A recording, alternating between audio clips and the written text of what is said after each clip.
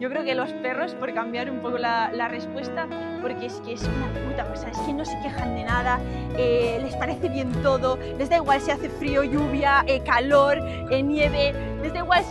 ni te preguntan si series cortas, si volumen, si a qué hora sales, si madrugas, si no